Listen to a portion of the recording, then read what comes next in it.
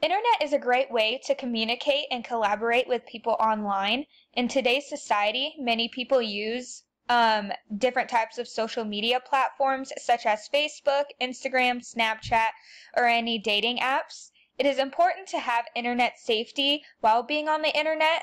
There are many people out in the world that like to take advantage of that.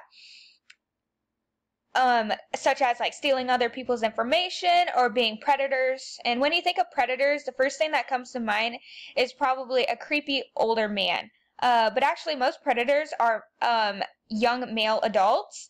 Most online solicitations are between two teens or a teen and a young adult.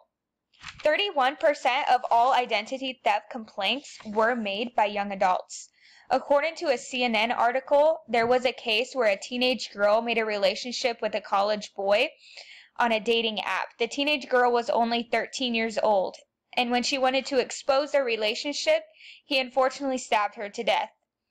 It is a sad story that took a life of a young girl who had little knowledge of internet safety. There are unfortunately many other similar cases to this one. What can we do to be cautious on the internet? Well, I'm going to inform you on some helpful tips.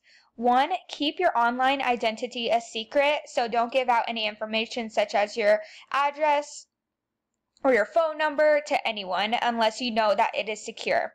2, make sure that no one knows your username or password, so people can't log in and say something that you don't approve of. Remember, the internet has a great memory, so keep the memory of something you won't be embarrassed about. 4, privacy settings. Change your privacy settings to private so no one that you don't approve of or don't know can view your feed. 5, if you meet someone online, just be very cautious about that. Make sure to go to a place that is in public in case anything goes wrong, and make sure your friends and family know where you're at. In conclusion, be safe, smart, and think twice on what you do on the internet.